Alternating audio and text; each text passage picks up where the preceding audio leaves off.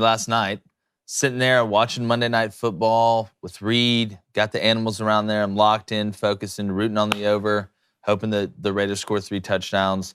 And all of a sudden, I get a ding on Twitter that's underneath the Yankees hype video for the playoffs. It's like, hey, man, is this y'all in here? And at first I looked at Reed, I was like, no way. I was like, no way. And then before I even watched the video, I was like, which one of us was on there?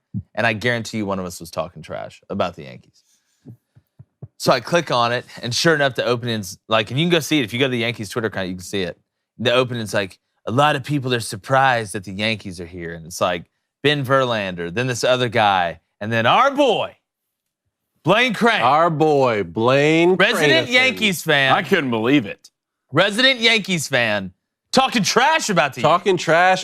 Man, I thought for sure it'd be you or me. Yeah, I thought for sure it was me. And it was Blaine. I thought for sure it was me. And it was Blaine. Let's go. Let's play the highlight film. Okay. Let's play it real quick so you can watch it. Check it out. You could use a lot of adjectives to describe the Yankees' 2022 season. Some would say it was unexpected. I don't love what the Yankees did this offseason. I don't really know if they got a lot better. This division's loaded, guys, and to me, the Yankees are the third best team. All my Yankees fans, There it is. you should be upset. God, I look You good. should be upset. There it is. If you're the I look Yankees, good. you need pitching. So this was the thing. I remember when this happened because we were talking about Steinbrenner in the offseason, the amount of money. Yeah, it was offseason. The Yeah. amount of money he spent. And I still don't think he spent enough amount of money because now it matters, right? Now the money, I mean, you got some certain guys that come in. Benintendi came in, and you got a couple of arms in the pen, which is what you need. But now that you're in the playoffs, regular season's great, all right? Regular season's great, made it to the playoffs.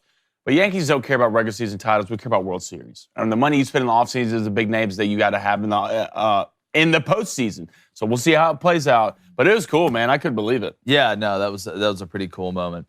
The Carolina Panthers move on from Matt Rhule. Roughing the passer is an absolute joke, and the MLB divisional rounds start today. I'm Jay Crane, and welcome to Crane & Company.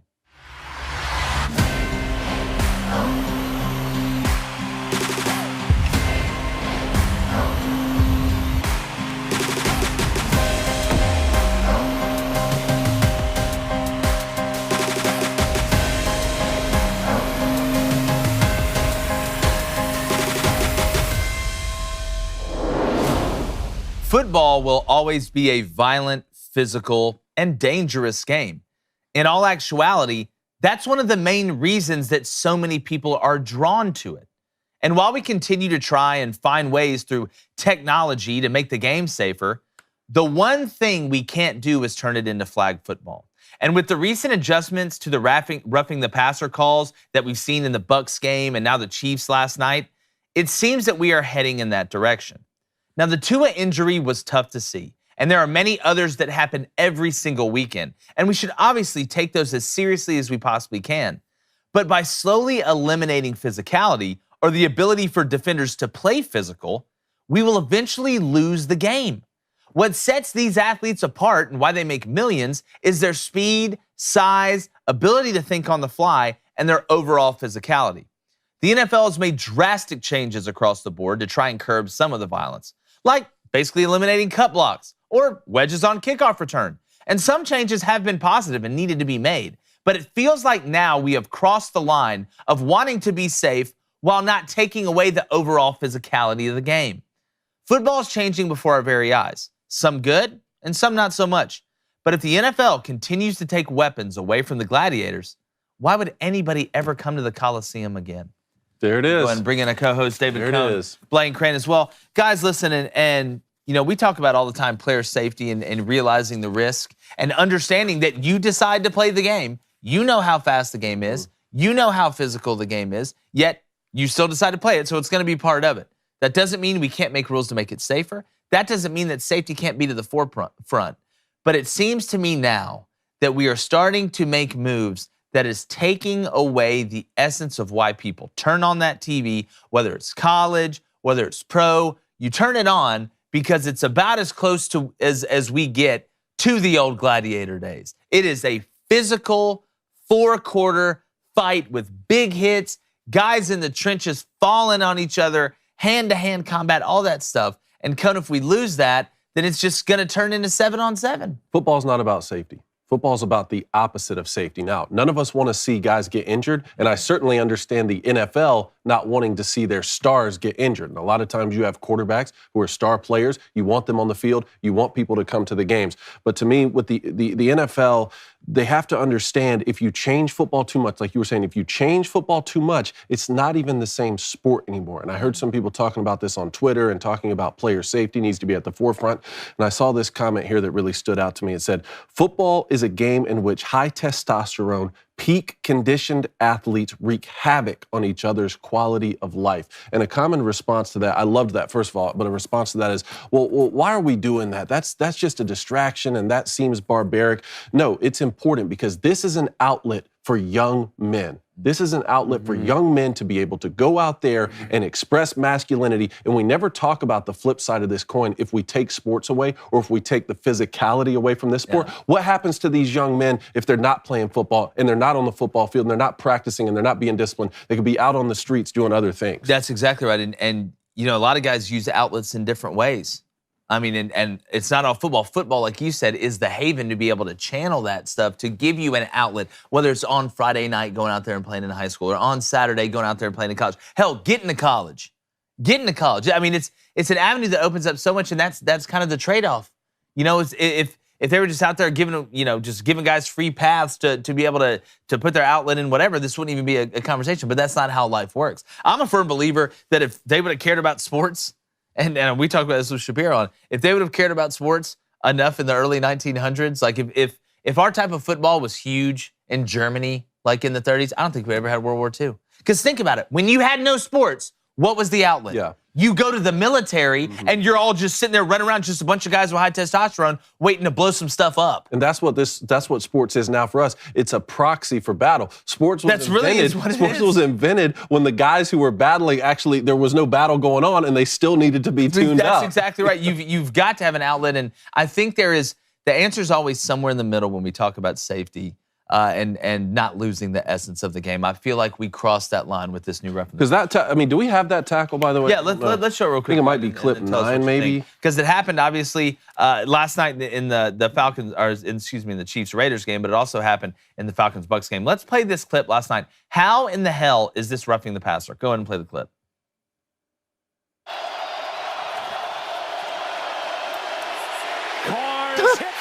That's a tackle. That's a sack. That's a tackle. And the guy, one of the defenders, one of the Captain Hindsights that go out there for the referees and pretend like they didn't screw up when they screwed up. Like, you could have a ref legitimately shoot somebody in the middle of the street and they'd blame it on an offensive lineman. Like, somewhere they blame it on an offensive lineman. But here they said, oh, well, he used his full body weight to land on him. This whole body weight thing is so ridiculous. I get it if you Nick Fairley somebody and like you grab Aaron Murray and jump up in the air like a whale breaching the surface and land down with all 300 pounds like on him. But when you're running through somebody and you not only that, but you force a fumble and you fall on them, that's a tackle. That's a tackle. But you know what? Maybe we should just help the offense out some more. How about we just help them out some more? What else y'all guys want? Y'all want to play? Y'all want 5 downs? Well, I'll take everything we can get. Y'all want 5 downs? To be honest. But the thing with me is, like, no matter, it's getting to the point, not only in football and society, it doesn't matter how wrong you are. People don't admit being wrong. Yeah. They will die on whatever hill is they have. It doesn't matter what they have to make up. They will die on that hill. The NFL will not come out and say they make a mistake. It's getting to the point now where this is costing teams games. Yes. This almost cost the Chiefs the ball game. There's no realm or world or dimension that in the game of football that this is roughing the passer. One, it is ruining football. 2, there's a way you can play violent, play fast, and still play safe. These boys get paid millions of dollars. The least amount you can get paid on a practice squad is $500K. If your head gets banged up a little bit, it's part of the game. Well, don't play. It's football. You chose to do. You chose to play. Nobody's forcing you to play. That's the problem I have with Dominique Foxworth. You're going to cry to me about giving you some extra millions when you chose to do this. You chose to do this. Nobody, it's one thing if you're like, how many accountants out there like halfway through their career, they're like, man, I hate being an accountant. But you know whose fault it is? It's my fault. You want to know why? Because I chose to do it. Not only chose to do it, but they somehow want the salaries to go up. We don't want Thursday night games. right? We don't want these back-to-back Thursday to Sunday games. We don't want to practice anymore. No practice before 11 a.m. We don't want to take any hits in the offseason. Only a certain amount, but we want our salaries to go up. Yeah.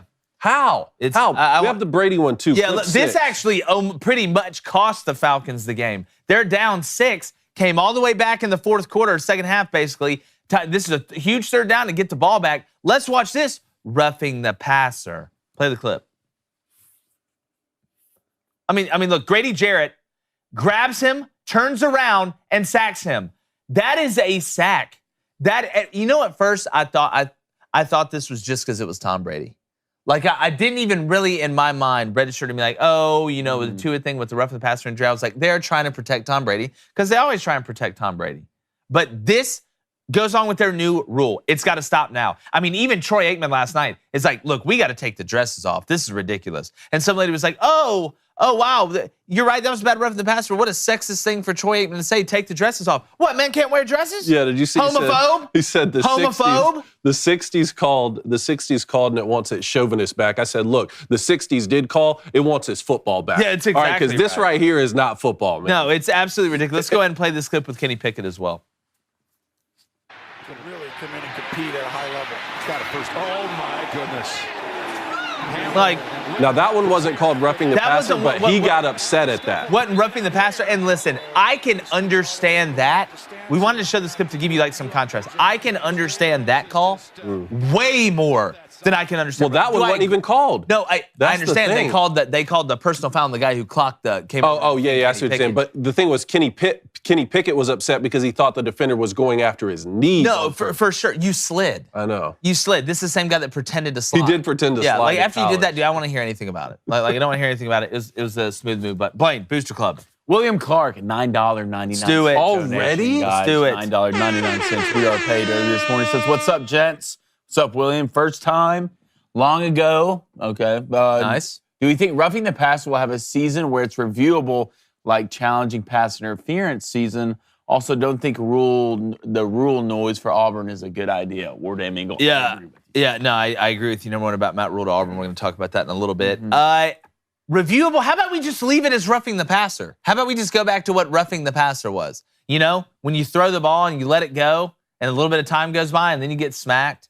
Or, I'm even fine with the low hit. I'm even fine with that. I wasn't at first. Away? No, I'm talking about like calling the low hit. If you want to call the low hit on roughing, I'm fine with that. All right, I get that. Let's just go back to normal roughing the passer. It's like when you're in a relationship, some people, not myself, but you're like, oh man, I stepped outside the marriage. I had an affair with this other girl. It was good for a while, but you're like, man, I kind of like the way it was when I was with my first old lady. So then you go back. You realize, hey, look, maybe I roughed the passer a little bit.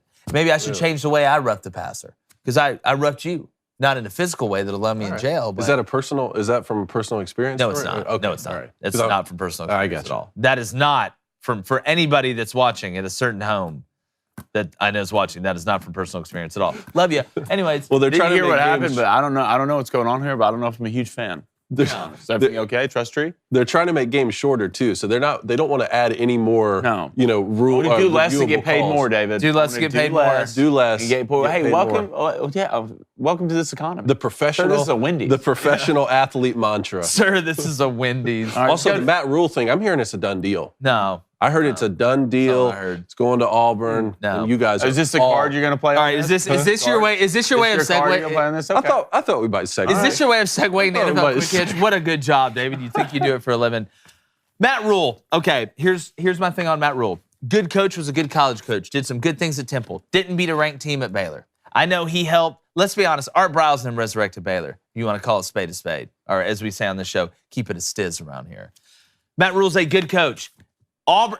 Fit at Nebraska? I think he is a much better fit at Nebraska than he would at Auburn. Why? Just because it's past. And at Nebraska, it doesn't matter what ties you have to the state of Nebraska recruiting, because you're not recruiting anybody really from the state of Nebraska outside of 1 to 2 kids, maybe a couple walk-ons with last names like Steinkühler or Funkenhauser or something like that. You're going to bring in there that are, 6'4" with German heritage that are just rolling through guys like a sauerkraut buffet.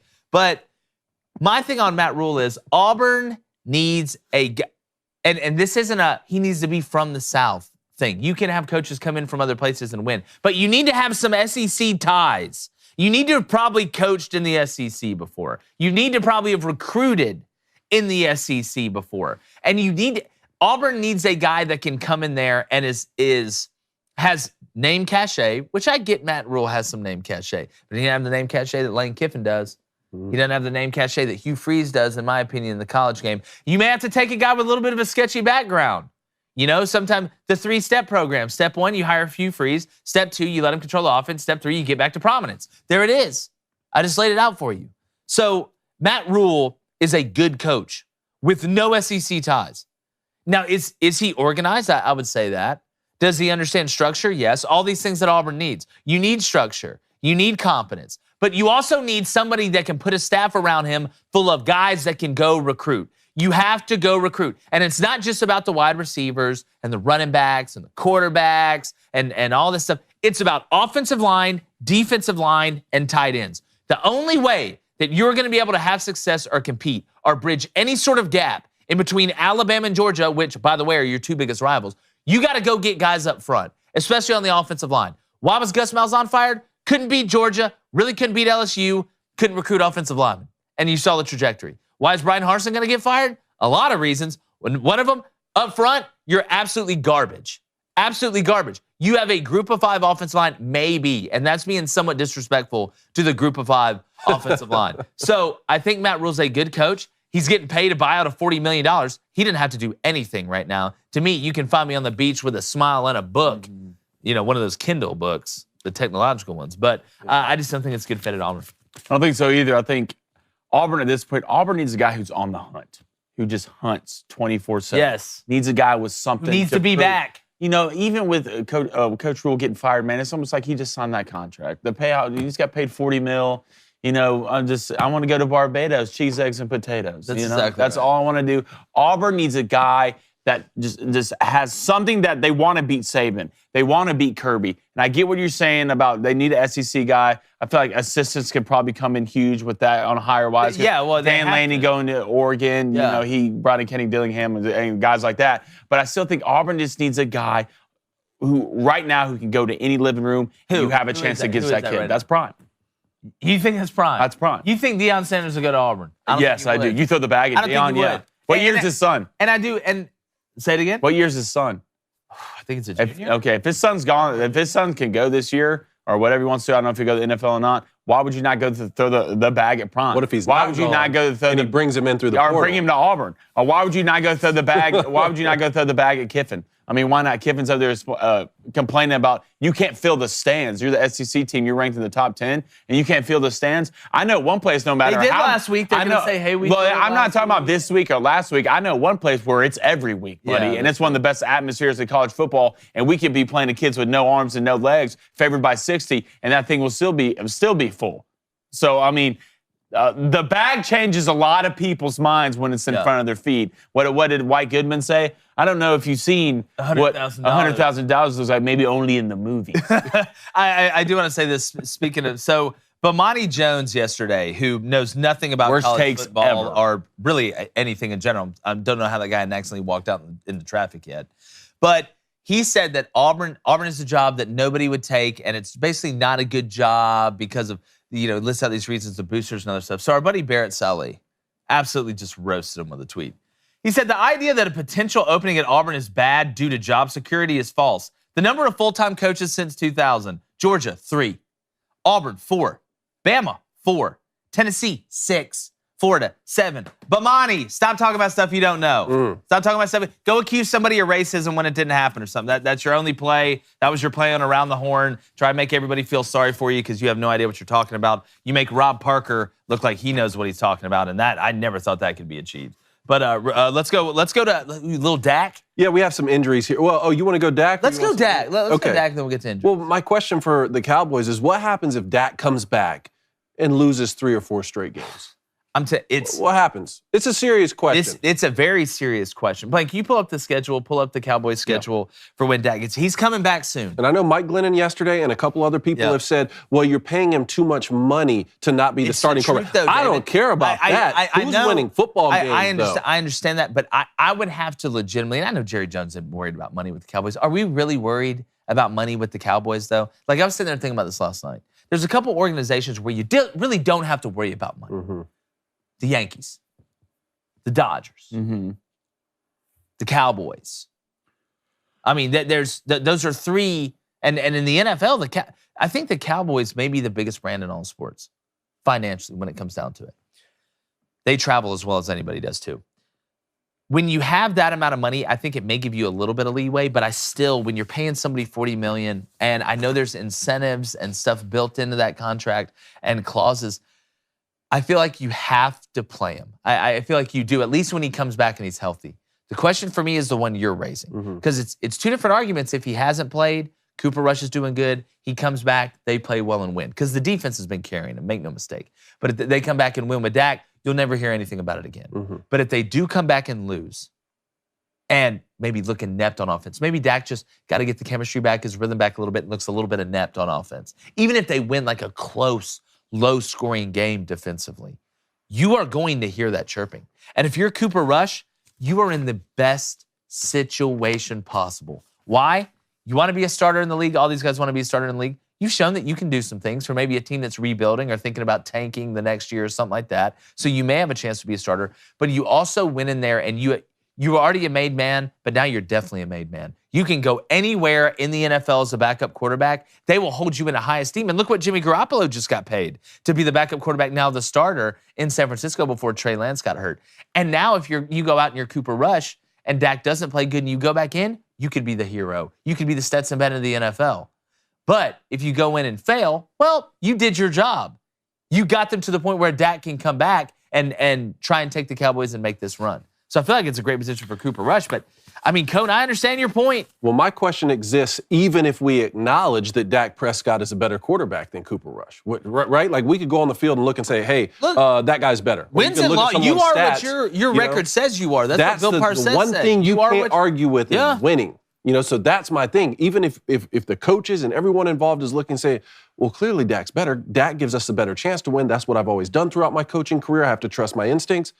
But at the same time, this guy's winning the football games. Yeah. And now if Dak comes back and you're losing football games and you're not scoring a lot on offense, at what point do you say, man, we have to go with the guy who's winning games? I know, and Jerry Jones has to make another big decision, which we all know is, he's the Jackie Moon of the NFL, player, owner, coach, associate, assistant coach. I mean, look, Cooper Rush, I tell you, watching Cooper Rush playing, have success, I mean, it made me happier than a fat kid in a Subway. Look, I know the last thing Jerry Jones wants is drama. Jerry never wants. He never wants drama. Ew, get that out. We don't want that in here. Jerry's inviting this, right? I mean, I go back to what you say. If you're Cooper Rush, man, you can't lose. Yeah, you can't fail at this point. No. You can't fail. Just keep doing what you're doing. No one expected this. Dak will come back in, probably mess things up, but it depends on when he comes back. Brought up the schedule. Yes. Next week, you're going to Philly. You're playing the Eagles. I don't know if Dak's coming back next week or not, but then after that, what a terrible game to come back. It's like, hey, here's Jordan Davis, Fletcher Cox, Nakobe Dean, Slade Jr., BG. Gardner Johnson, BG. But then after that, okay, now's the time to come back. If you're Dak, you can kind of walk in, yawn a little bit. You got the Lions at home, who Dan Campbell, get out. Get out? Well, everybody's Dan hurt. Campbell already? Everybody's hurt. Get out, Get Dan out. Campbell already? You can't keep coming in press conferences after games say, guys, that's on me. It's on me for the fourth time. Yeah, that's on you. You know what else is on you? Well, you grabbed your playbook and getting out. It's ridiculous. How do you average the most points and like yards in the league and you can't score any points against the Patriots with Bailey Zapata? Bailey Zapata? I had the under in that game. 46. Yeah, I had the Lions plus 7. Stealing.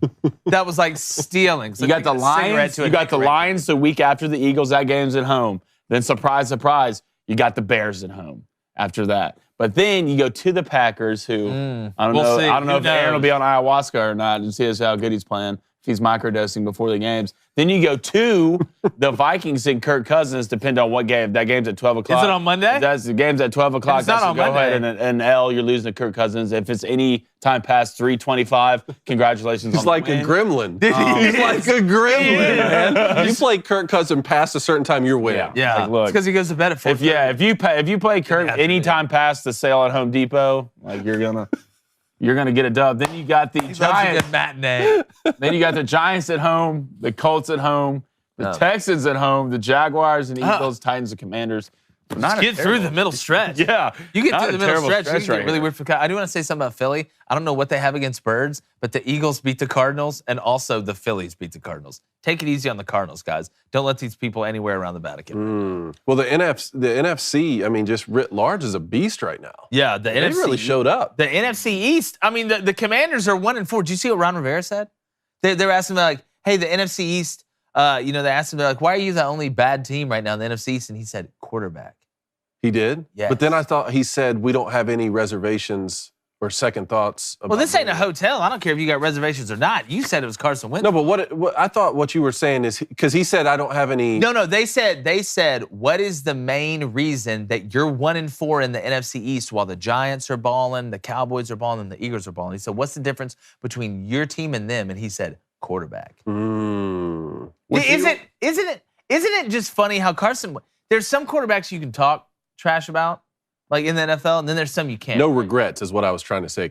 Ron Rivera says no regrets with bringing Carson Wentz in is what I saw. Yeah, but he's also the problem. But he must have said that after he said it. Oh, he realized what he said. Look, we had Coach Rivera on the show or anything, but like you really look at this, like Carson right now is not playing bad. No, it's not. playing This fair. isn't just on Carson. Yeah, I think he's like 4th in the league in passing yards with like Tom in front of him, like Josh Allen in front of him. Now, he does Your kinda fall defense apart, is but- ranked 28th. You're defensive coach. And the offensive line's bad. And the but they offensive have line's elite bad. weapons. It's not like he doesn't have someone to throw to. I mean, Jahan Dotson has come in and made a splash right away. I think Curtis you got Samuel is Brian still Robinson delivering. coming back. They have so you much know? to Blaine's right. The defense is a huge problem. And you're defensive You're coach. the defensive coach. So, I'd much rather have a guy like Dan Campbell come in there saying it's my fault than saying Not every blaming it week. on the players. Well, if it's your fault every week. Well, you're the head coach. If you lose, it's always your fault. If it's your fault every week, Dan, you're a great Somehow, guy. I still feel like Lions fans are excited for this season. Somehow I still feel like this is. They have no were. DeAndre Swift. I think they were. The Sun God's been beat up. But like you just said, no DeAndre Swift. Jamison Amon-Ra Williams. St. Brown was banged up too. played. I mean, they need to play better defense, obviously, and you can't get shut out by the Patriots. I don't care how great of a defensive coach Bill Belichick is. You can't get shut out and lose to a third-string quarterback. Well, Jared Goff, by who's like smuggling 30. gumballs in his cheeks, keeps throwing interceptions inside the team. I'll never trust Garrett. There's just, for some reason, just deep down and places I don't like to talk about, I can't trust Jared Goff with anything. You know who Jared Goff is to me when I see him? He's a kid when you were like going to practice when you were younger, like, like 5th grade. Like 5th grade quarterback that comes out, mom shows up in an Escalade and is super duper rich and gets out and he has like all the nicest gear and everything. Then he's a good player, but just something about Jared, and I don't know him personally, so I don't want to like go out on the limb and like, say something that's not right, but and he gives me like super preppy, like kind of, I don't really talk to anybody, not because I'm shy, but because I think I'm better than you type vibes. But again, I may be wrong. I just don't like the thing about with Jared Goff. It's like whatever bad is going to happen, I expect Jared to make the worst mistake at the worst time. Yeah. what it is. I expect you to fall apart. Like it's me, like trying to construct like things from IKEA or like build things around the house. Like I'm gonna try this really hard because deep down I care, but at some point this is gonna fall apart. And I'm going to fall apart along with it. All right, quick injury update before the Booster Club. So Baker Mayfield out several weeks. Yeah. This gets worse for the Panthers. Or maybe Rashad Penny out for the season. That's a tough one. Man, That's he's tough. been playing good. He was playing so well. No, last year that he was kind of fading in his career a little bit, and then I think he lost about 20 pounds, got in better shape or something, and he has turned into a totally different back. Hope to see him back soon. Emmanuel Mosley tore his ACL. Yeah, big Tough loss one for the there. Niners at corner. Savion Smith, the Lions, talking about the Lions, the cornerback carted off the field. What's the status there? Right now they say he's just in concussion protocol. They're updating he's went to the hospital.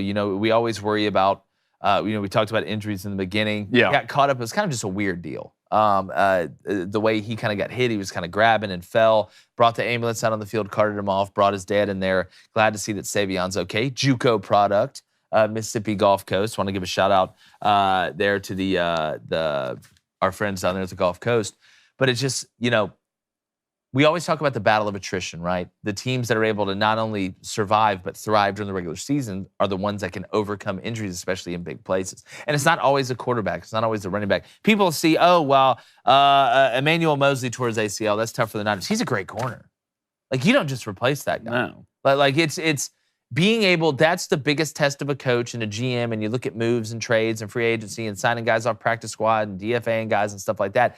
This is the biggest part, the biggest cog in the wheel during the season, because you have to find a way to supplement your roster when the injuries happen. Yep, no doubt. And then Brian Robinson, talking about the Commanders, came back. We don't have that video just yet, I don't believe, but he came out to the song Many Men. Yes. So if we get that later, I want to play That's that so clip cool. for you guys. It was incredible. After getting shot 6 weeks ago. Yeah, obviously Brian Robinson got carjacked in D.C., obviously who hasn't, but was able to survive a couple gunshot wounds to his legs. Just so happy. Number one, he's okay. But got very fortunate that he didn't have an injury that not only ended his career, but ended his ability to walk and things like that as well. Dude's a transformer. He's an Autobot. He's 100% transformer. I bet he comes back twice as hard, too. Just right. All right, speaking about a guy that's coming back, he comes back every single week. He's wearing a BYU shirt, and I don't think he's a Mormon, but that's okay. Our buddy BGB, what's up, big game?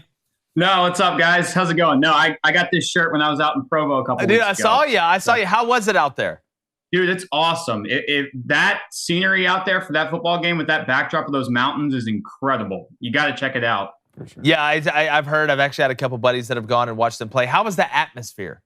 It was great. I mean, for a 60,000 seat stadium, I mean, that place was rocking.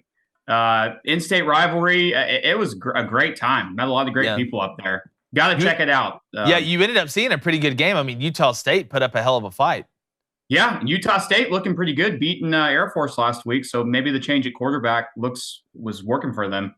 Yeah, I mean, you look, they took out Logan Bonner and put in this little witch. I call him Stetson 2.0. He's like a little Stetson. Watch him play. A little bit faster, but they play kind of very similar, about the same size.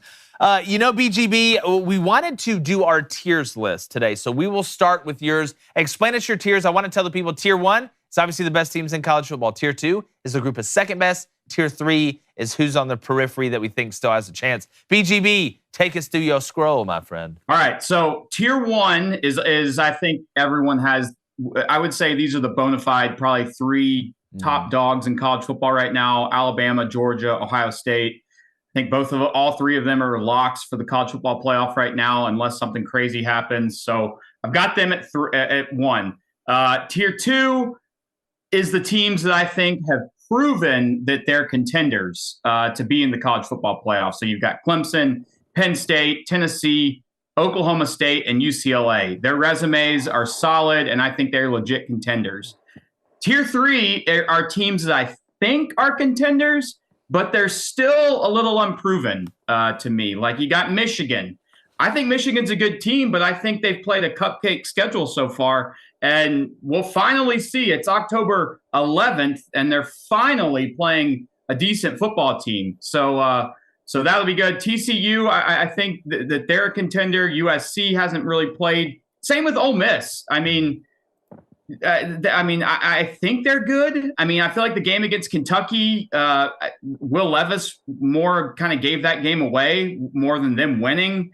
So we'll find out against Auburn. Auburn has had their number in the Grove. So we'll see. And then NC State, Mississippi State, Wake Forest, I think are all teams that are contenders, but still need to do something to prove it to get into that second tier. Yeah, I see Penn State there in tier two, Boomer. How do you kind of see that game going this weekend? It is, Penn State's been tested somewhat. You go to Purdue, Purdue's looking a lot better now after winning on the road at Minnesota, and then last week as Maryland. Well at Maryland. Those are 2 really nice wins. Hey, they could still win the Big Ten West, Coney. They could, like we were talking about. Still do they it. Still can. But when you look at this game, I feel like people are kind of sleeping on Penn State a little bit. I don't want to make my prediction on this game, but I mean, Sean Clifford's been there since the end of World War II. Yeah. It seems like Sean Clifford and Spencer Sanders have been at their schools for forever. I mean, this is the first year in a while that Penn State's been able to run the football effectively with Nick Singleton. So that's big for them. I mean, Sean Clifford, whether you like the guy or not, he's come up clutch for them, especially in that Purdue game. He's got some good wide receivers with Parker Washington and Mitchell Tinsley. So they're going to test Michigan. It's an 11 o'clock game. Yeah. I mean, we'll find out if Michigan's for real, because I think Penn State's going to go in there and give them everything that they want down there in Ann Arbor. So that's a good game for sure. Yeah, I'm excited to see it. Let's go ahead and show them ours. Yeah, let's do it. Let's go ahead and bring up ours. Here is our tiers of college football. In tier 1, we've got Alabama, Georgia, Ohio State, and Clemson. The reason we put Clemson in there is because we've seen kind of the adjustment that DJU has made. We've seen kind of the growth of that a little bit. And the biggest question was, and it has been for a little bit, can that offense at least be good enough to let give that elite defense a chance and give their team a chance to win games against Alabama and Georgia and Ohio State? And what we've seen from DJU and a little bit from these other teams, when you look at it, Bama struggled a little bit here and there. Ohio State against Notre Dame a little bit, but they really came on lately. CJ seems to be getting some good rapport with Marvin Harrison Jr. and those guys. And then obviously Georgia with the Kent State struggling a little bit, then on the road at Missouri, which that's not an easy game. I feel like we had 4. I feel like we could put Clemson up there. And I'm going to be honest with you, Boomer, and Blaine, I want you to talk about this for a second before we go to our second tier. We almost put Tennessee up here.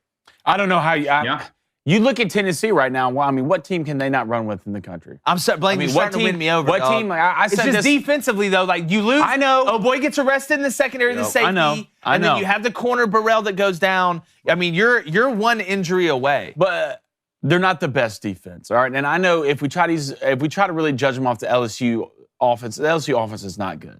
All right, it's not good. They haven't been able to run the ball all year. Jane Daniels done a decent job in the passing game. He's one read guy, but you can watch this team, and you watch the way Georgia's playing. Georgia was going to figure it out sooner or later. They somewhat figured it out against Auburn. Alabama, you watch how Alabama plays. You know, there's certain things that they're better than Tennessee has, but Tennessee's not getting blown out by either of them. And Tennessee has a chance to win this game in 4 quarters against both those teams. Yeah. You got the experienced quarterback. Your defensive line is playing well, and that was the biggest question about Tennessee. You have 2 NFL linemen. Cedric Tillman, your best receiver, has not been playing. So you put these guys on a neutral field with their mentality right now, you can't sit here and tell me they don't have a chance to beat Alabama. And it's not even a neutral field this weekend. It's at home. That place is going to be absolutely rocking, David. Yeah. It's going to be insane. Yeah, well, to me, this is the biggest weekend in college football because we have, 12 or 13 teams on this list here with our 3 different tiers. Yep. We're about to find out a whole lot more about half of them. Half of them. I mean, Alabama's going to Tennessee. You can say, well, if Bryce Young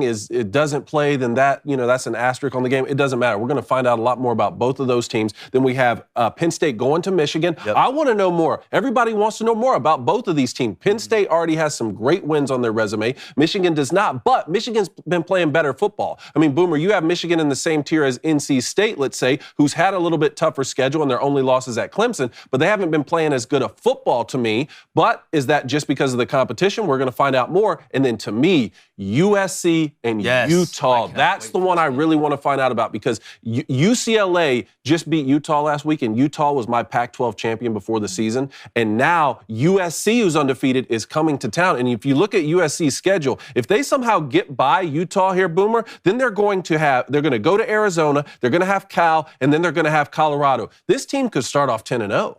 No, they really could. But Utah, to me, you're catching them with their back against the wall. This is a must-win for Utah if you want to have any chance of being able to win the Pac-12, now really the Pac-12. But let's go to our second tier right here as well. So that's our first tier, our tier 2. This right here, you talk about moving day, Boomer. This is what we got. Tennessee, UCLA, Michigan, and Penn State. We've talked about Michigan. We talked about Penn State. UCLA, to me, Boomer, and tell me if you've noticed this, they're taking a playbook a little bit out of what we saw in the Big 12 last year with Baylor and Oklahoma State. Typically a somewhat finesse team, an offensive team that gives up a lot of points, has now flipped the script, and they are playing an unbelievably physical brand of football. Charbonnet going to UCLA has transformed that team Optimus Prime style from a team with DTR that's just trying to run around and trick you and dink and dunk and then take a shot and hope they can tackle you a couple times on defense to we're going to line up and we're going to whip your ass while we're looking at you. And that's a totally different element than what we've seen from UCLA and really in the Pac-12 outside of Oregon and Utah here and there. Yeah, I mean, I thought that Utah's defense would kind of slow down the running game at UCLA. Charbonnet, he had 200 yards against that Utah defense, which is pretty good against the run. So, I mean, DTR, the way he is playing right now, if he continues this throughout the whole season, I think he's going to be in New York at the end of the year. I think he's been that special. He's kind of playing. If you've watched those games, he's kind of playing with a chip on his shoulder. He seems to be playing very emotional And he's very fired up. I mean, he can beat you through the air and on the ground. That Utah, or if UCLA and USC are undefeated going into that game, I think in late November. I mean, it's just nice to finally have like the Pac-12 to be talking about, in October. Yeah. Seeing these teams being pretty legit. Do we feel like we're not talking about Oregon enough? The only loss they have is we're gonna get to tier 3 here in a second. I'm a little bit skeptical, Hippo, on Oregon just because I know Bo Nix. I know what's gonna happen. Like Do Auburn fans miss Bo Nix? I know. Well, I don't think Bo Nix could save them with the offensive line that they have right now. I mean, it would just be detrimental to his health at this point. Tier 3. I tell you, a team we may not be talking about enough is TCU, but we'll get to that in a second. TCU, Oklahoma State, Oregon, Ole Miss, USC, Mississippi State. Didn't have Wake in here. That was kind of a team we had on the periphery a little bit. I know they played a hell of a game against Clemson, and they looked pretty good. I mean, they beat the hell out of Army the other day, which is a lot easier said than done when you run what they run. But 2 teams on this list, and Blaine, I'll let you talk about Oregon. But Mississippi State and TCU. Mississippi State handed LSU that game. They dropped critical passes, and they dropped that punt to give LSU a chance to score. Mississippi State's dangerous, man. They're the more I watch them, they're the one team in the SEC I was wrong about. They're the one team I was wrong about. I thought they were an injury or 2 away on the offensive line from just being okay, and that Mike Leach wasn't going to make any adjustments. He wasn't going to continue to run, or he wasn't going to start running the ball more and things like that. He has. He's evolved. They're a very veteran group. They look pretty good. TCU, Max Duggan, veteran quarterback. They got, look, the group of receivers they got, I'll put them up against just about anybody when it comes down to it, outside of, say, Ohio State. But TCU is a team that's scary as well, especially if that defense can continue tackling open space. I don't believe in Oklahoma State. I just don't believe in Oklahoma State. I don't believe in Ole Miss. I think Ole Miss is a good team. I don't think they're a great team. I don't think Ole Miss is a team that's going to beat any team in Tier 2. I don't think they're going to beat any team in Tier 2. Ole Miss? Ole Miss. I don't believe in Ole Miss or Oklahoma State. I agree with that. Yeah. Are you saying Oklahoma State too? I don't believe in Oklahoma State or Ole Miss. That defense for Oklahoma State, it goes back to the same thing. That Central Michigan game is just sticking in my head. I know. When they got 50 dropped on them. Really didn't look great last week to come to defense. They got a couple guys on the D-line. And Spencer Sanders is a good college quarterback. He is. He can throw the ball decent. He runs the ball extremely well. He's a good college quarterback. Right, but once you he's a diet Jalen Hurts. Exactly. Once you get into the teeth of things where you're actually going to play teams who are good on both sides of the ball, that's where it kind of tails off. Because I don't want to get to the point, and we kind of see this, especially when we get into the playoff, that 4 team that's in is great on offense, but their defense is terrible, and sooner or later they just get mopped. All right, so the Oklahoma State, I feel like in the same vein. Ole Miss, you can put in the same vein. Oregon, talk about Oregon. Oregon, somewhat the same way. And first of all, Bo Nix, I think, is playing phenomenal right now. Change of scenery. He won what a great decision. What a great Congratulations, buddy. I'm happy for you. Yeah. I mean, right now he's got 1,500 yards, guys. He's got 13 touchdowns, 3 interceptions, and a completion percentage of 71. That's Bo Nix? That's Bo Nix. That's Bo Nix? So okay, so compare those to the Hendon Hooker numbers we were talking about yesterday. I think he has 1,200 yards and 10 TDs. Now, he hasn't thrown any picks, but if Bo Nix is up there 70% with 1,500 yards and 13 TDs, come on, man. Yeah, we could kind of point and see who's at fault here, but I think the Oregon defense right now has been the biggest letdown. You give up 44 against Washington State. Especially with Lanning. So it's going to come down to, especially in the Pac-12, I think it comes down to you're going to face a lot of great offenses. It's the Pac-12, but who has the best defense? And that's where almost UCLA is kind of making their separation. That's the thing. How do you separate yourself from your conference? How did Baylor and Oklahoma State separate themselves from the Big 12? Defense and physicality. Yep. That's what it was. How is UCLA separating themselves? A little different than USC. All right, UCLA to me, and look, is the defense great at UCLA? But some of these scores have been a little misleading. That 40-32 score really wasn't 40-32. UCLA was mopping them. Washington scored a couple garbage touchdowns late. I know they got it within 1 score. But Boomer, before we do let you go, Oklahoma. All right, we've talked about this. Coach Venables, I believe in him, man. It's going to take some time. They've got to add some speed to the secondary and to the linebacker core, but I thought they fought against Texas. I know it was an ugly final score, but I thought they came out and fought. Quinn Ewers, though, is going to be a problem for Sooners fans as long as he's there, but I expect to see a big jump in not only the overall athleticism from the defense in Oklahoma, but the overall play and depth that you see from them as a team. And, not having Dylan Gabriel, y'all basically had, 6'6" me at quarterback, except I'd have been way better. Yeah, OU didn't stand a chance on Saturday. For me, I can't remember because I was a little kid in the 90s. I don't remember OU just getting their butt whooped like this week in and week out. I mean, this is a reality check for a lot of OU fans. And they're, I listen to talk radio here in Oklahoma. They're all blaming Lincoln Riley. They're all blaming, it's not, Lincoln Riley, he took Caleb Williams with him, a couple offensive guys, but I think one defensive guy left and went to USC. I mean, the defense is the biggest issue to me. I mean, they are getting just blown up at linebacker, secondary. I mean, this is going to take. They might not win another game this year. They're that bad. Well, Boomer, I think too the answer is always somewhere in the middle. Lincoln Riley leaving obviously affects the program. Brent Venables coming in. Did you make enough moves? By the time you got in, you knew the weaknesses you had. Brent Venables is smart enough to know where you're weak and where you're not. I think the answer is somewhere in the middle. But I'm telling you, man, those that pile on Brent Venables, go ahead and do it now. Go ahead and do it now, because I'm telling you, this guy's going to be fine. Oklahoma's going to be fine. I get it. It's ugly. It's like, you all of a sudden, you're a 10 that wakes up and you got a black eye. Yeah, you may not be a 10 for a couple weeks, but eventually that black eye heals. And guess what? You wake up a 10 again. But Boomer, it's always a 10 when you come on, my friend. Tell everybody where they can catch your work. Yeah, you can find me on Twitter, Instagram, YouTube, Big Game Boomer Show. Everywhere, cranking out lists and content all season long. It's crazy. We're in week 7 now. I know. I almost don't even want to. Well, you're like the two people I know that have the most lists are you and Santa Claus, my friend, and you always check it twice. I appreciate you, BGB. Talk to you next Tuesday. All right, y'all. Take it easy. See you, buddy. All right, always fun to get Boomer on. Interesting tiers there. We disagree on the Michigan part. We didn't even put NC State in our third tier, especially with Devin Leary. He's hurt right now. We'll see, but they haven't shown you. It's amazing when you watch how much one player can affect a team. Losing Emeka Emezi for NC State, like he was the fixer. He was their Wan'Dale Robinson. Totally different style of player.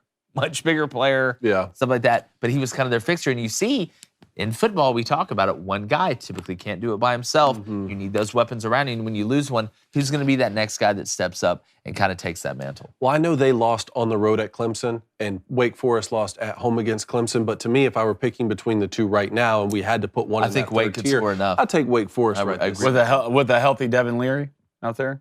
Well, that's part of it, right? I don't know what his status is, but even right this second with what I was seeing in those two games against Clemson, again, it hasn't just been the defense's problem at NC State. That's been the stronger portion. Yeah, no, I agree. I agree. Some of the defense kept them in games. Offense. So even when Devin Leary was healthy, they played ECU to 1 point. Yeah, I know you say that's a rivalry game. I know you say that's the first game of the season, but that game was lost.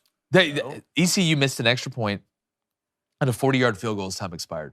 So you gave away 4 points. You lost by 1. Blaine, Booster Club real quick before we go to Major League. Let's go to M. Hutton. What up, Hutty? He says the rationalization for Tennessee's defense, but USC's defense is trash, even though they're in top 10 in scoring defense and turnover margin. SMH, he's shaking his head, fellas.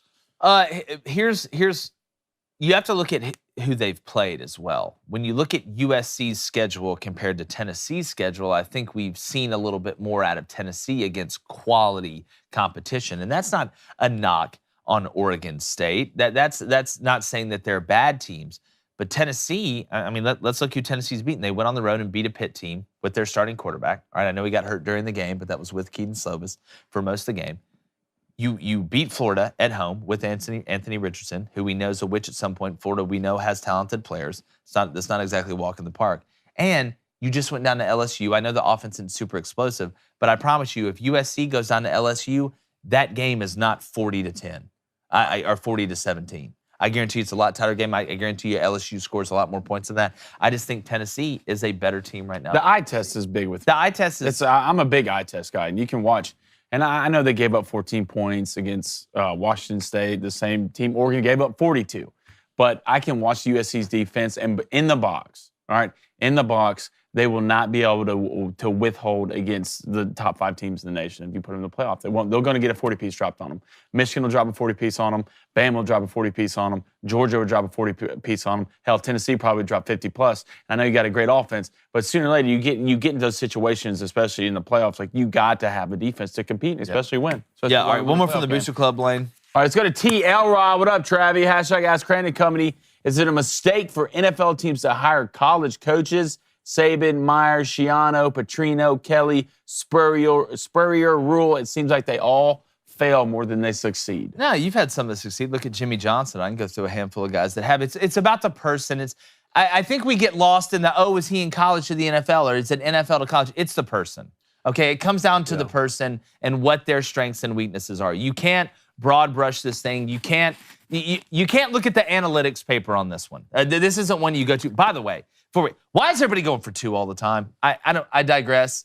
We're going for 2-point conversions at stupid times. stupid times. They're overthinking it. It's paralysis by analysis. You are basically Jaden Daniels in the pocket right now. And go ahead. Well, again, it's about the person. Yeah. But like, can the person do it? Not did this guy before him do it? Did that guy do it? Did this guy do it? Well, this worked. Well, that didn't work. Well, this guy has red hair, so he must be able to coach in the NFL. Well, it's Jason Garrett. I guess people with red hair can't coach in the NFL.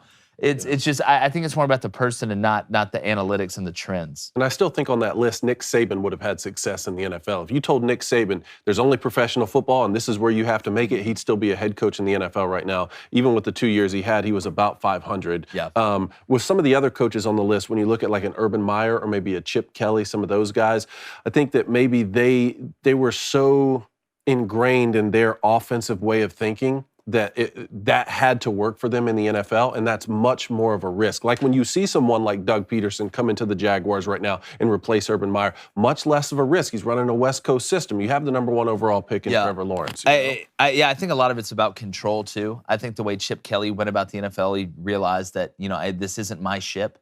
I can be the first mate, but the captain's the owner. That's how it works. I don't think Urban Meyer could function that way. I don't think Nick Saban could function that way. I don't think Kirby Smart could go to the NFL and function that way. You can't have full control in the NFL. And if you can't have full control, some of these guys, they can't operate the way they want to. They're not comfortable. I think that's why it comes down to the person. How does this person handle control? Guys that have coached in the NFL and stayed in the NFL, they know that. That's part of it. Guys that coach in college and stay in college, they know that. One of the reasons Nick Saban went back to college, he wanted full control. You didn't have full control in Miami. But speaking about full control, Major League Baseball has full control of my thoughts, heart, mind, soul, and whatever else is in there that creates a human being. Kindness. Well, not all the time. 4 games today, boys. All right, let's start with the first one, Conan. 12:07. 12:07. The Bravalitos take on the Phillies. In Atlanta. Max Fried. Truist. Going in against Suarez. Or what is the park called now? It's Truist Park. Truist. Yeah, Truist Park. It was SunTrust. You get my wife's name right. Park. Yeah, okay. Come on, David. Max Fried. Here's what I like. Suarez. Here's what I like about it. Everything. Everything? I like everything about it. The Phillies own him a little bit. They know what's up. Philly comes in Atlanta, they know what's up. Bryce Harper coming back, that's great. Here's Max Fried, a lefty. Let's play a game called Shove, Shove, Shove, you're out. All right? Right now, you look at guys like Dansby Swanson. The Sheriff? Austin Riley. They're finding more holes than Shia LaBeouf at Camp Green Lake right now, guys. Wow. I love Max Fried coming out early. Set the tone. The Braves are plus 105 on the run line. Might be a bet. I just think a lot of momentum. I know Suarez came out last time. They had just clinched. He came out the next day against the Astros. I think everybody was hungover and gave up 10. I wouldn't look at that. He's pitched 5 times against the Braves. Struggled the first 2. Last 3, 12 innings. Only gave up 3-4 runs, something like that. But I do like the lefty on righty matchup for the Braves. I think the Braves, you look at Acuna, Riley, Swanson. I can go down the list of all the righties the Braves have. They can do it. Grossman, all of them. First baseman, what's his name? Austin Riley. You know who he reminds me of? Who? So every time I see him get up in the plate, I see Chipper Jones. You talking about Austin Riley? I just see Chipper Jones. Really? Yeah, I just see Chipper Jones. I don't know why. There's only one Chipper. I don't see Chipper Jones. I see Chipper Jones. Sorry. See Austin Riley. Sorry, I'm not sorry.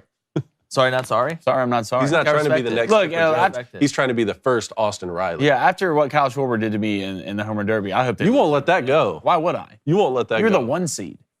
You're the 1 seed and lost to Albert Pujols on purpose. On purpose. You lost him on purpose. Let's be honest. Yeah. Look, it's at the end of the day, I do think the Braves have an advantage here. All right, Cleveland, New York. Your Yankees. Garrett Cole on the mound. GC, baby. Come on. You got to be the guy. GC, DJ, JD, JDC, Connor Falefa. All rise. It's time, fellas. It's time. We're here.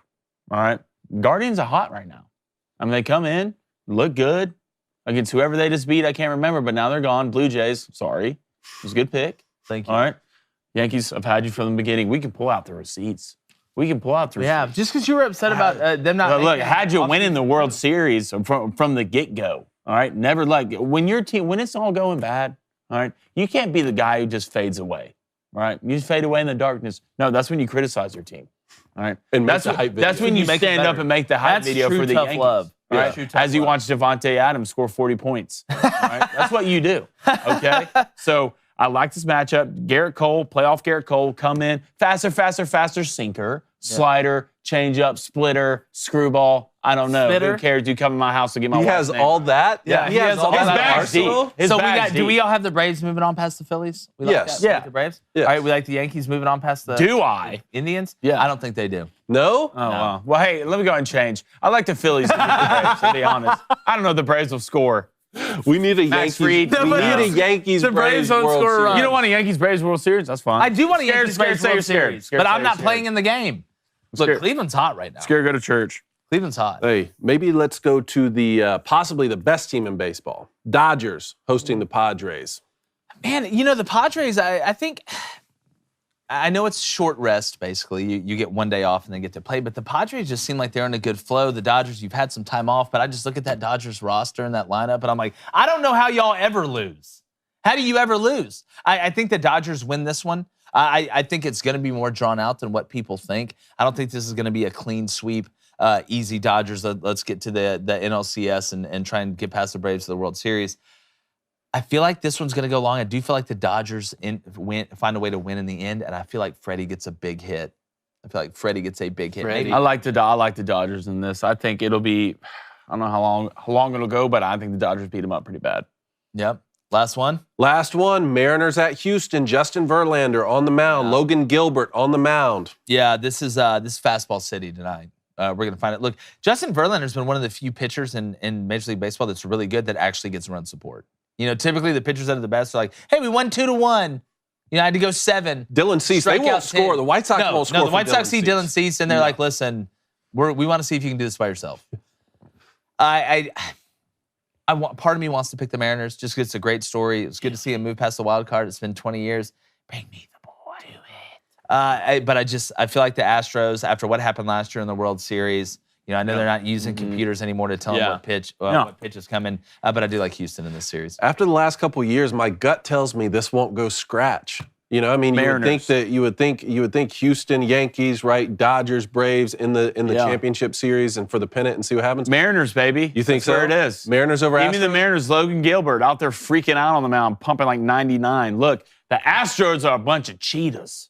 All right? They're a bunch of cheaters. I just want to see them lose. I want to see them lose. Hey, look, while we're on baseball, I do got to say, so, you tweeted out the Yankees video you're in. Our buddy Kenneth Pancake Who? goes on Twitter, goes, what's funny is the Yankees tried to blast Crane & Co. for their take, but my favorite sports personalities are just happy they're mentioned at that level, like Mike Wazowski on the cover of a magazine. Here, boys, you drop these crowns. Well, look, the thing about it is I picked y'all to win it. Yeah. No, I will say. Out of the 1,000 great comments that I've got on the show, you picked the one comment. Well, first of all, I didn't know the leader of CNN was also the leader of the Yankees Twitter.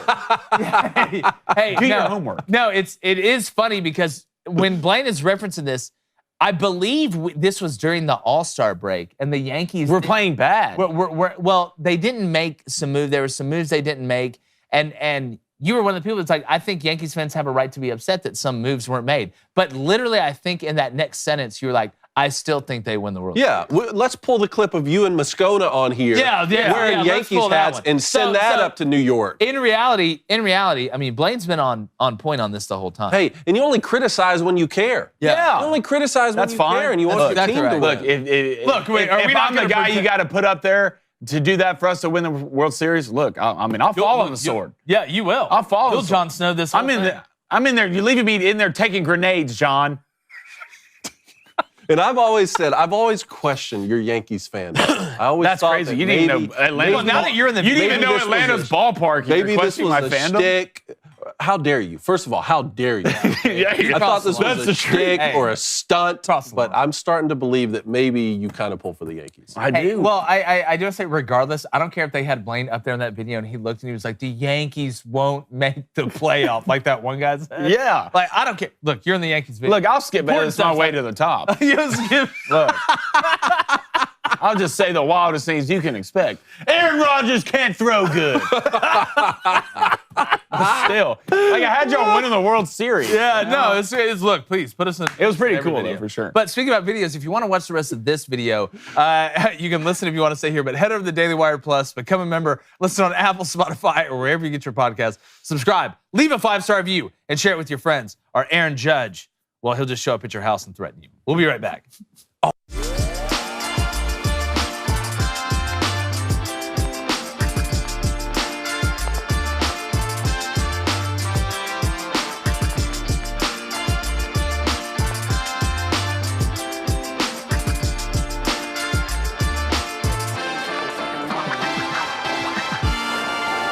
All right, before we get to rapid fire, fantasy, bets, other things of that nature, Blaine, there's a club in here. It's called the Booster Club. What is going down in said club? Let's go to Tyler Ingstrom. Okay. Okay. He gave us $2. Hey, let's hit that button, Cub. Thank you, Tyler. In this economy? Sir, this is a Wendy's. This is a Wendy's. Okay. He says, what's up, guys? What is up to you? He says, love the show. Thank you. He says, by the way, Mariners in 4. I'm loving In 4. And would I be Mariners upset? love. Would I be 4. upset? What'd you say, Tyler? That was Yeah, it was Tyler. Tyler. I would not be upset if that would happen. I would act. I'm almost trying to reverse jinx it, but I just have a hard time believing that the Astros aren't still super duper pissed about last year. But Carlos Correa's Gonzo the Clown, a little bit of a new team, new flavor, new phone. Who dis? We'll see. Jonathan Hitz with a Z. The Dodgers pay big money for big names and don't build a great culture. The Braves have a roster built for the future full of players who are all Braves fans themselves. I get. Look, they're bringing home the boys. Matt Olson, come on home. You got Spencer Strider. Spencer Strider just got locked him up. signed. Spirit Thanks, animal. Alex. Keep locking up the future. I swear. He's like, I feel like he's like J.G. Wentworth. Like every time I look at him, like Alex is like, I want a great starter for 10 years and I want him now. Let's go to Josh. Okay, I want to get Josh's last name. Is it Reagan or Ragon? Yeah, I think it's pronounced Ragon. Okay, I like that. Hashtag Ask Crane and Co. Cone. How does Blaine get labeled a front runner fan while Cone doesn't know what park the Braves play in? Well, first of all, they changed the name. Okay? True. So That is it true. was SunTrust Park first of all, it was Turner Field when we fell in love with it. Fulton County Then Stadium before that. SunTrust Park, and it's just on from corporation to corporation. You know what? What's the guy's name in there? That would be Josh. Okay, look, Josh, I'm not into the corporatism of the sports.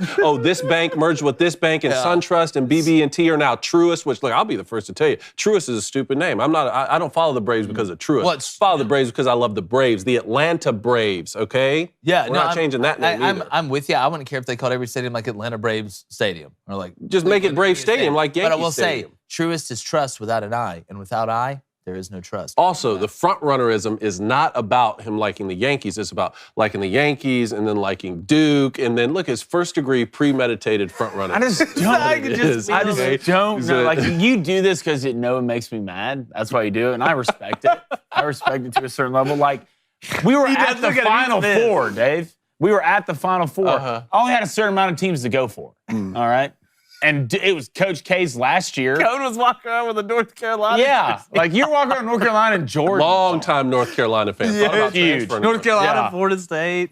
Like, it's ridiculous. All right. I love this conversation. Let's go to Cole Hughes, Let's do it. Q. a.k.a. Kugler. I know we don't have much of a shot, but the Phillies had a winning season this year. Don't play this card.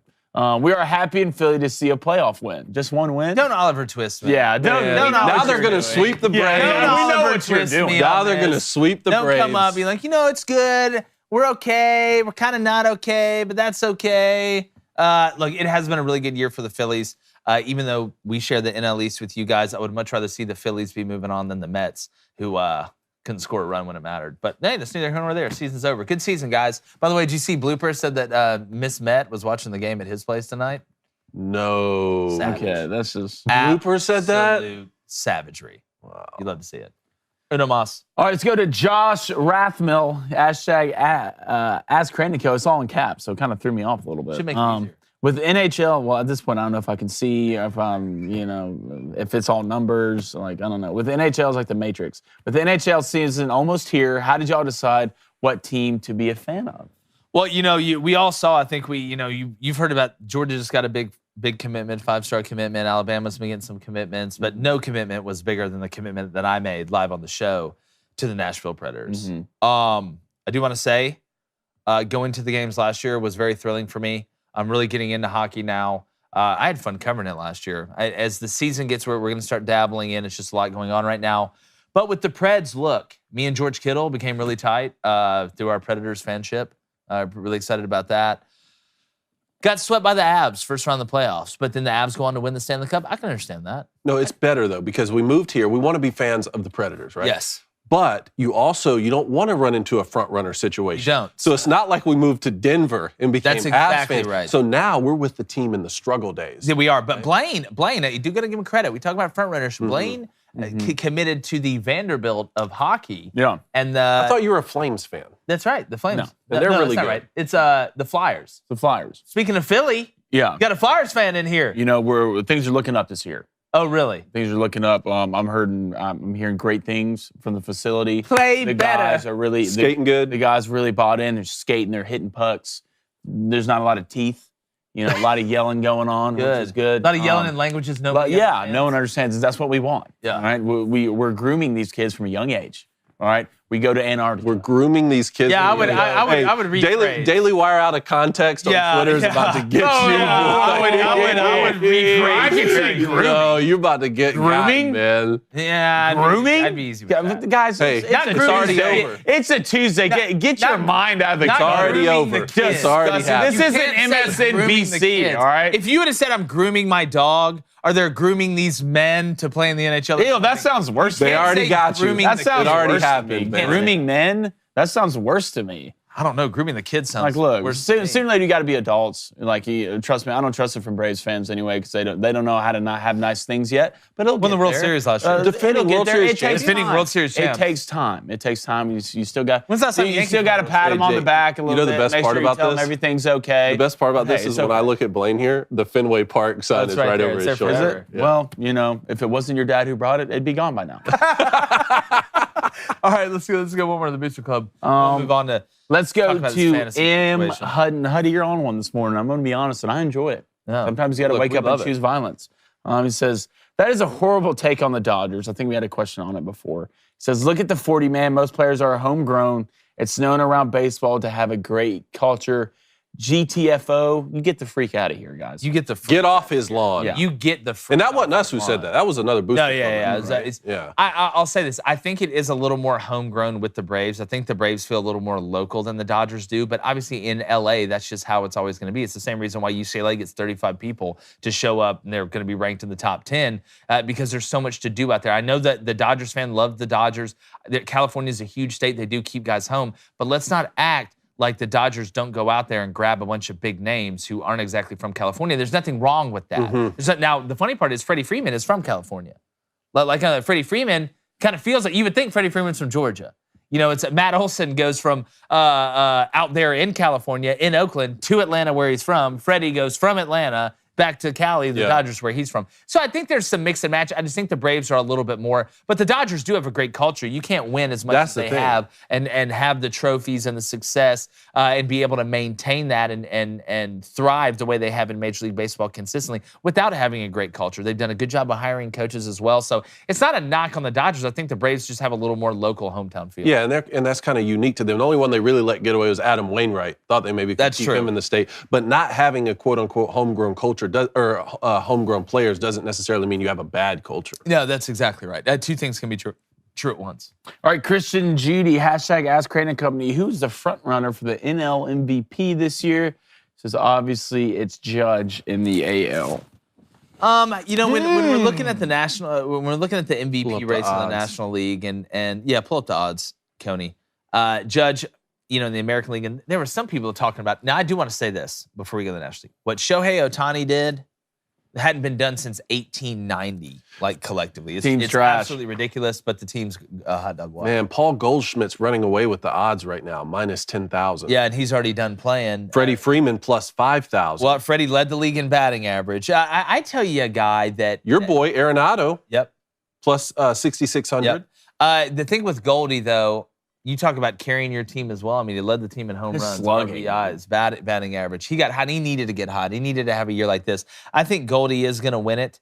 I do think he was the most valuable player. He was really the cog in that Cardinals lineup that let him roll. But, Nolan's playing third base on the same team there for the Cards. That's why, I hated I couldn't see them advance for the old heads, for Yachty, for Pujols, for Waino, and those guys. But, yeah, give me Goldie. Aaron Judge, there's Minus different odds, but 8,000? on one book, Aaron Judge is minus 30,000. Yes, you got to bet what, like $1 million to win $15? More than I'm going to bet. That's Yeah, I don't know if you'd you'd win 15. Plus 30 or minus Minus 30,000. 30,000? I think one had a minus 10,000, another book had a minus 30,000. That's wild. All right, last one, I swear. Then we're going to fantasy.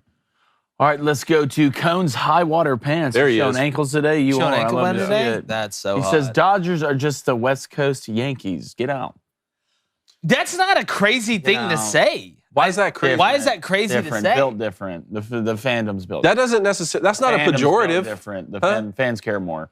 New York, You think the fans care more? What? for sure. Okay, I would not disagree with that, but you got to look at the full body of work. I mean, they have a huge bankroll, huge payroll that they're willing to throw at any point in time. Mm-hmm. They're one of the Richie Riches of Major League Baseball. They're a huge national brand, not only in the pastime, and they used to be in Brooklyn. Okay, so like there's a lot of parallels. I think there. But sometimes in some places it just means more. Well, you know what? That's funny you say it because no Yankees fan has sent any Yankees gear to the set here. Yep. But our boy Brian Hoffman sent the Vin Scully patch for the Dodgers. He right did. Here.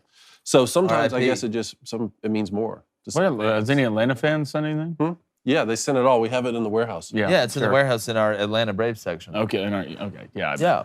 No, we have that. Boom. Okay. Feels All right, hey, quick fantasy update. Y'all want to go ahead and just get through this really quickly? Well, we're going to get through it, but it's not going to be we'll too get to it quick. quickly. We'll get to it quickly. Let's get through fantasy. So Cone decided to have the greatest week of fantasy teams ever had. And of course, Travis Kelce scores, 18 touchdowns for me last night. He has 25 yards and 4 touchdowns. That's incredible. He ended up with 33 points. Cone, I got to wear the straight jacket. I fall to 3-2. I lose 151.76 to 125.80. I mean, you scored 151 points. I'll let you talk about your team, but Austin Eckler, Nick Chubb, Carson Wentz messed around and got 24 points. It's just, at some point, it's just ridiculous, and I'm pissed. Well, Nick Chubb stood up and gave a speech, and he said, look, I'm going to put this team on my back. I'm going to be the leader of this team. And Austin Eckler said, wait. I'm not performing up to speed here. I need to get it together. So he comes out with a 35 piece. Look, we had to make the decision to play David Njoku and sit Kyle Pitts. He had a huge game. Had to do that. And to be honest with you, I should have gone ahead and plugged Josh Jacobs in there. He got a 30 piece too and just put up like 185 or 190. But, we'll get to that. We'll get to that in future weeks. Yeah, well, congrats on the win. I'll see you down the road. The bad part for you is you're still in 4th, and I'm in 2nd. Blaine, go ahead. Wait, hold on. How am I 4th? You are in 4th place. We're both tied 3-2. We're both tied 3 We're and both 2. tied 3-2. And so you lost. You're going to wear the straight jacket. It's going to be beautiful. We have to. It has to be like head to head or something. I don't know what. I don't know why. Points scored. Points scored. That's exactly what it is. Good. Well, no, that's not true because that. You're right. Points Wrong. scored. I'm wrong. Yeah, I know. Flamin' Dragon, go ahead. How did it go? Congratulations to Matt Walsh on the win. His team scored 158 points. That's 2 weeks in a row. Ben scored 158 points against me last week. So we're fighting right now. You have given up 708. We're fighting right now. We're still a little bit banged up. There's no excuses. Sooner or later, either you're going to play or you're going to get out.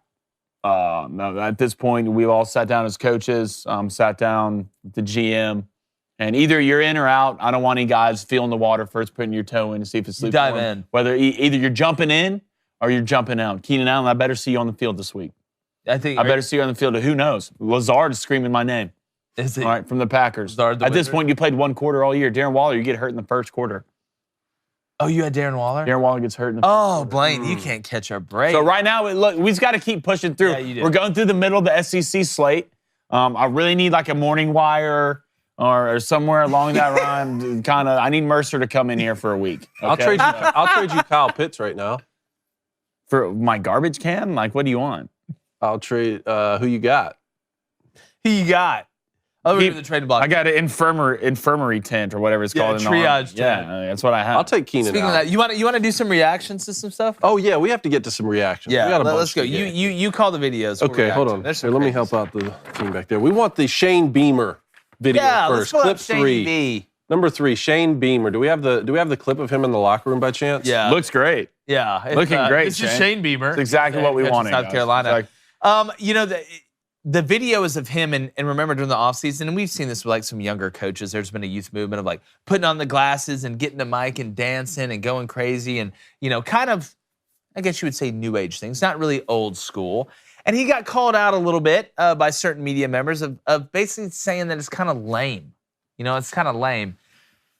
They needed some good news in South Carolina. They've been struggling. Yeah. You catch a break with Will Levis being hurt with the foot injury. You go in there and you're able to survive and win it. So what does he do? He goes in the locker room, says hey to all the people basically that were making fun of me for putting on glasses and dancing funny. He puts on sunglasses and dances funny, and they all go nuts. So I think it was funny by Shane. I don't really mind it as much. Some of it is a little cringy, to be honest with you. Blaine, you don't like it. Well, which is weird. I like celebrating all wins, okay? But sooner or later, guys, can we just, I know we're trying to look cool. Well, South Carolina being Kentucky's one thing, but like. I know, it's just like Auburn beat Mercer and had a Gatorade Saban's bag. not going to be in the locker room hitting the Dougie after they just beat somebody, okay? So, like, you can do it a certain amount of times, but can we, like, Brian Harson's getting water thrown out after we just beat Mercer. You know, sooner or later, like, expectations are expectations. We expect to win this game, and that's awesome. Congrats, guys, and stuff. But we don't have to go in the locker room and do this every weekend, guys. Every weekend. All wins aren't equal. You know, I actually agree. You know, with you that. played against Kentucky. You played against me at quarterback. Okay, and you won. It's a great win. But, you know, let's move on to the next week. We don't have to throw a concert in the locker room. No, Do you think, I mean, like, Shane Beamer's known as being a great recruiter. Do you think this helps? He's trying to be cool. Yeah, it's trying to be cool, and I get it, and it's playing for social media, and it kind of is a little bit sticking it to the people that were making fun of him. I think. Now look, is the We winner? weren't doing that. No one on the set. No one on the set was doing that, but they needed this win because if you look at South Carolina right now, the schedule going forward, you do get Missouri at home, which is a very winnable game. You get Vandy on the road, which is a very winnable game. Then your next game, I believe, is A&M at home after the bye week. All those are winnable. Which is looking winnable as well. And then the fourth one escapes me right now. I'm sure I'll remember it at 1 o'clock in the morning tonight. Here it is right here. Let's go ahead and play the video of Shane Beamer getting jiggy with it. Nah. Play the clip. Make sure we're classy in our post game with the media, all right? But at SEC Media Days, he talked about stupid sunglasses and dancing. Put him on, come on. Who talked about that? Is that Paul Feinbaum? Mark Stoops. Mark Stoops.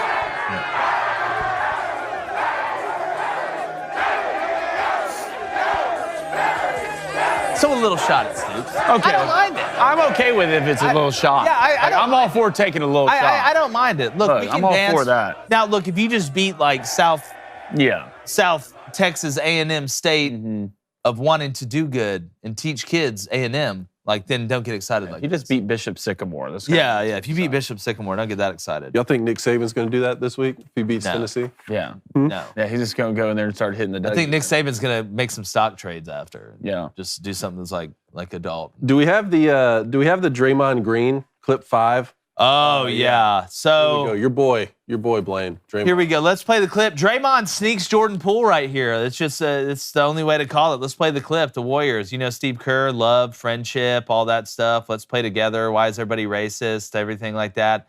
So Draymond and Jordan Poole are obviously talking a little bit back and forth. And then I don't know what Jordan said. I don't know if he said something about Draymond's jump shot or You called him triple single. Called him triple single. So he's going to walk over here, and then, all right, you want to get in my face? Dude, get out of my face. And then you're just going to swing at me. You should be kicked off the team. You should. You should be kicked off the team. You should. This had to be boiling up throughout the. Oh, something. They've had to not like each other for a while, but this is unacceptable from Draymond. It's unacceptable. As mad as you can get, you're an old head too, man. You're an old head too. I don't care what Jordan Poole said. You got to be smarter than that. And it doesn't make you tough that you're going to sneak a guy. That doesn't make you tough. And you say, all right, well, he pushed me. He pushed you, and then he looked away from you because you're in a professional practice organizational environment, and you don't walk up. Number one, you walked up to a grown man, got in his face, The grown man pushed you and then tried to de-escalate the situation, and you're going to swing. And look, I know the Warriors are number 1 in defense with Draymond Green in there, but they're also number 13 without him. The Warriors don't need Draymond Green. It's always something with this guy. It's always something with this guy. You want to know why? Because when you're not Steph Curry, and when you're not Klay Thompson, and when you're not Kevin Durant when he's there, you have to be in the spotlight somehow. You have to be in the spotlight somehow. Dude's a diva. And the dude's a diva. He's been a diva his whole career. And as the staff on this, you should have got in front of this a long time ago. And they've let this go on. And I understand being an enforcer, kind of be the guy that they look to enforce, but there's levels to it. Well, and this is a punk move. This is this is just a bummy move. And Draymond Green has always been like this. Well, it's one thing you're talking about being the enforcer, and because he has been for that team. No, I like the way Draymond plays. Well, it's one thing when you do this to the other team. That's always the thing. He always gets physical and mouths off and gets all these technical fouls against the other team. And while I'm not a Draymond Green fan, I've always said I'd like to have him on my team, right? For sure. To be the enforcer, that old school Dennis Rodman, Detroit Pistons type mentality. That's your teammate. Yeah. That's your teammate you're punching, man. Yeah, and again, you're a guy that's been there. You were a guy that the Warriors took, that you've been in that organization with. I guarantee you Steph Curry and Klay Thompson may be the maddest people about this when it comes out, because it's a bad look for the team. And I don't want to hear nothing. I don't want to hear nothing from Steve Kerr about teamwork or any of this stuff, or him. He always gets on there and talks about other people, then he'll weigh in on politics. Now he's all perfect. You can't control your own team. You can't control your own team. It's like Jason Kidd said. They asked him what it was like playing against Steve Kerr, and he said, yeah, Michael Jordan was really good. Yeah, it's true. Yeah, Steve Kerr's fake. Anyways, speaking of fake, Cone, I'm going to let you start this one off. I want to let you start this. No, I'm going to let you start this. This is the, what is this, the Deshaun Watson special? Yeah, this is what we call, this.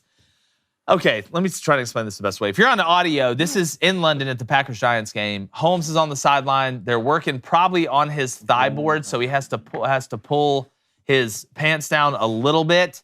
You can see a little bit of plumber's crack here, but what it looks like the trainer is doing is basically, with lack of a better term, giving him an old-fashioned. But he's not. Let's play the clip. You can see him right here. It's just not a great angle, guys. Not a great angle, guys. Look, I love the game as much as anybody, all right? I love the game. I get excited for the game. But could we not figure out another? Well, this is why you have the tent. If ever there was a scenario for the medical tent, this is the scenario. This is it. I mean, it looks, you're one, Deshaun Watson got suspended over a year. Yeah, Deshaun. We're just letting this happen. And this is in public? You want to talk about earning your paycheck? Well, this guy cares. The part that worries me is you're playing the game in London. And all these English people, maybe coming to the football game for their first time, if they're sitting behind, and you know what that looks like? What are they going to think What are they going to think about us? Yeah. What are they going to think about us? Now I got to go talk about how we saved them in world wars and stuff like this to make up for it. So basically, the trainer wasn't doing what it looks like he was doing, which is, basically using a human shake weight. But I feel like we got to go in the tent for that. I feel like if we're going to show if you're not going to go in the tent, you need to have a guy that has a sign that says next to you that's yelling. It's like, it's not what it looks like. It's not what it looks like. Or a sign. You know what we need? We need Blaine's mustache for the next meme to put him Photoshop himself with this sign. This isn't what you think. It's not what you think. Why do you think like Holmes is just sitting there, like no care in the world? Yeah, that's the funniest. But look, that's part of it. Last one. Do we have the photos of our boy, Stevie Hoyufat? Okay. Yes. There is legitimately a basketball player on this planet whose last name is Hoyufat. I'm going to say that again. His name is Stevie. Stevie. Steeve. There it is right there. His last name is Hoyufat. From French Guiana. If you're broadcasting a game with him playing, it better be in a box. It better be in a booth, because if there's a large female sitting next to you, or someone who identifies, whatever that means these days, and you scream out, "Ho, you fat!" Really, you might turn some heads. No, it's again. Look, this is like, and Cone, you said it best. It's like when you're playing NCAA or any of these video games, and you create like a funny name for your player, like, oh, my player's name is Ronnie Buttface. No, well, when you showed me this, I immediately thought of my younger brother Todd's favorite creative player growing up, Man Dang He Fat. And Man was his first name, and Dang He Fat was his last name. And my father would always come in. Do you think they're related? I think they are related. They could be. One plays basketball, one plays football. My father would always come in and say, "Oh, you're playing with Mandaji Fa again." Mandagi Fa. We always had. No, I can't say some of the names that we named, and I've seen you name guys, and so we can't say that. Look, according to my counsel, they told me not to talk about certain things. But I don't know if y'all have seen, but I'm pretty sure the best basketball player ever to live is slowly coming to the NBA. He's 7'5". Yes, I've heard about this guy. We're getting threes, handles. Like, he went like 7 of 11 the other day in the G League. Apparently. What's his name again? His name is Look Up. His name is That's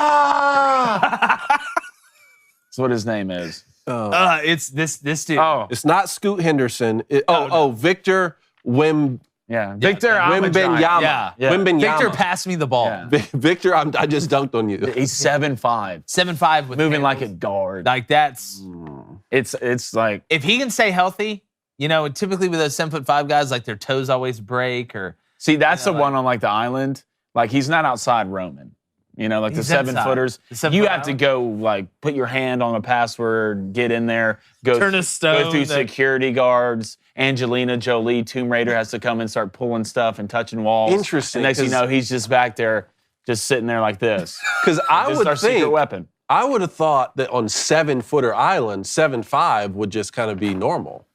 But 7'5", like that. you're on 7-footer island, 7'5" is still a 7'5" moving like that. You're facing a T-Rex who's also got Tyreek Hill speed. Yeah. There's no running from that. What are you gonna do? Yeah. What are you gonna do? You're dead. you died. You're dead. Yeah. That's why I always go. If there's ever a zombie apocalypse, please don't be like World War Z. Just please don't be like. Just be slow zombies. Just be slow. All I ask is slow zombies. Please. Walking Dead. Give me Walking Dead. Give me Walking Dead. Give me Walking Dead. I'll live a great life. Give me Walking Dead. We'll play a game that's why is Jake on an island with a sniper rifle. Good luck. Y'all want to swim? Y'all want to swim y'all's dead selves out of here? Go ahead and do it. That's fine. Guess what? The sharks aren't zombies. They got to eat too. The only thing you got to worry about is if the sharks eat the zombies. Do the Sharks zombies? become the zombies. And that right there, Some Game of Thrones. That's worrisome. Tornado is horrifying to me, and I don't even want to We'll talk corner about it. your pride. Oh, we will. Hour and a half, easy. Oh, all right, guys, let's head over to the board playing. Real quick, Booster Club, we got anything? Let's go to Kyle Edwards. First of all, he says, love the show. Let's go to Travis Elrod instead. Hashtag sorry, Kyle. I had to tell him I appreciate you loving the show. Yeah, I said thank you, Kyle. Okay. Goodness gracious, God, you Braves fans. I can't do it. Travis Elrod, hashtag Ask Cram and Company. What is the strangest medical treatment you received as a player? The strangest. Oh, man. The strangest. All right, I'm going to go ahead and say it. Oh, no. I literally pulled my right butt cheek. Ooh. Yes. Nice. My freshman year of college. And let's just say getting that thing back right, took a lot of hands-on help. And one of those machines is like, you put on, like, I don't know what you call them. I don't like the muscle blaster. It's just weird. So you were just kind of transitioning a little bit. First off, don't ever look at me in the eyes and say that again. That's the truth. Don't ever look at me and say that. Okay, Leah, what's yours? I just hurt my shoulder. Yeah. Well, they put a hook in your shoulder. Yeah. I mean, you're technically Captain Hook. Basically like real steel. I had a groin injury so bad one time. It was black and blue to my knee. Oh. And I didn't really think that much about it. What'd you until do? Hit by a bull? The offensive coordinator at Michigan called me into his office. He said, "Hey, come here." He said, "Let me see your knee because the trainers were saying your groin injury is black and you're bruised all the way to your knee." And I showed him right there, and he was like, "That's incredible." I felt like that scene in Forrest Gump when Lyndon Johnson. Yeah, that's exactly right. Well, it's like $1 million wound. Yeah, either you tore your groin or you're turning into Venom. We don't know. So it's one of the two. Government must keep that money. Yeah, they do for sure. All right, here's what I got tonight. Last night, 2-0. Look, who cares? New day. Say hi, kid. New day.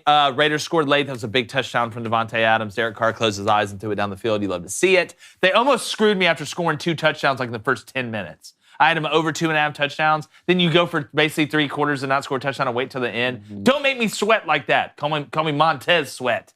All right, but tonight, it's baseball. Actually, today, Braves play at noon. Give me the Braves, -1.5, plus 105. I don't believe in Suarez. I don't believe him. You want to know how I don't believe in him? His over-under is 3.5 strikeouts. All right, I know he's got a high ground ball rate, okay? He's had some good appearances against the Braves lately, but you're coming into Truist, all right? The Truist. The Truist. And you're coming into Truist, playing against the Truist. So give me the Braves, -1.5 at plus 105. Then, God, I feel like this is kind of a sucker bet a little bit. It looks too good to be true. Astros over 3.5 runs at -130. You got Verlander on the mound. Logan Gilbert probably coming out for the Mariners, popping his head up out of the ocean, throwing fastballs and getting him hit out of the park. Give me at least 2 solos tonight from the Astros. I think the Astros score 7 runs. I think they end up winning 7-3. Really? Against Logan Gilbert? Yeah. It's a good pick. Good pick. Gilbert, I feel great. so Jose good. Altuve, that's who. I feel so good about these picks, boys. So good. Braves, first 5, -0.5. Attaboy, David. -120. Attaboy, David. Let's get in there. Let's figure it out. Let's get Attaboy. off to a hot start here in the divisional series. And then I've got a 3-legger same-game parlay for you. You ready for it? First off, in the Braves game, Nerfy.